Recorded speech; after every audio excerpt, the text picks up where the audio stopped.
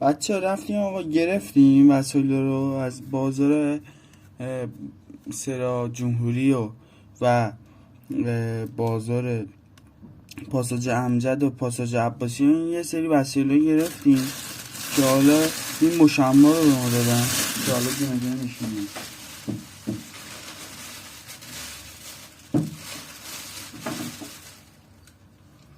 یه الکل سنج گرفتم که این میشه الکل سنجمون. اوکی، بعد با این میخوام یه کار خفن کنیم، حالا بهتون نمیگم ولی یه کار خفن تو را نه این چیه داخلش معلوم نیست، حالا بعدم به میفهم ویدیوش هم میاد. این حالا اولین چیزی که گرفتیم. بعد یه سری یه قفل هوا گرفتیم مربوط میشه به همون داستان الکل سنج.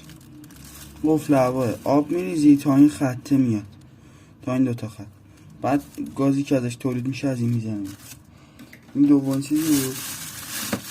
یه خورده گوگل گرفتیم برای ویدیوهای چهارشنبه سوری. بعد یه دونه هم پتاسیم نیترات گرفتیم 50 گرم، این هم باز مربوط میشه به ویدیوهای چهارشنبه سوری. بعد دیگه از همینجا من 2 تا از این قابا گرفتم با یه دونه هم از این که اینا رو چون توش پودرا رو بریزیم که دیگه حتی مشمو نریزه بود. بعد این تمام شد.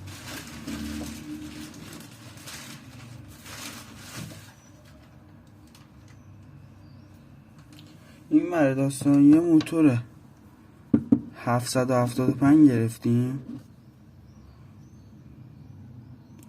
775. بعد دورش خیلی بالاست، به درد دل شارژه این نمیخوره که استش هم گفتم یه چی معلومه میخوام درست کنم برای همون ویدیو یوتیوب. بعد یه دونه از همین گیربکسی ها گرفتیم آلمیچر گیربکسی ها. این فلفل نمین چه ریزه باشه چه تیزه همچین براتون راحت پیچمن درست کنم که با این اش کنید خود چیز خفنیه. بعد جتفن 4x4 دوبله، این خیلی سرعت بادش بالاست، به درد دمنده درست کردن میخوره.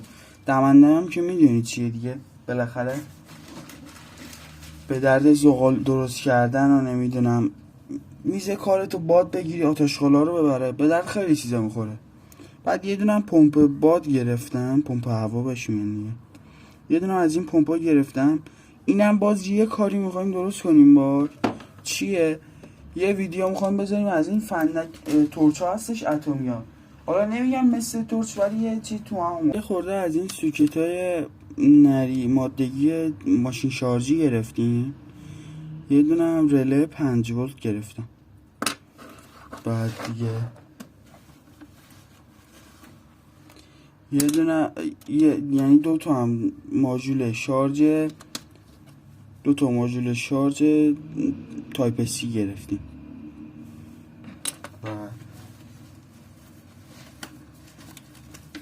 یه همینا بود دیگه. آقا نمیدونم شما هم دوست دارید من اینا رو اینطوری میشونم خیلی بهم حال میده. آقا ویدیو رو لایک کنید، سیو کنید، شیر کنید، دمتون گرمه، کانال رو سابسکرایب کنید.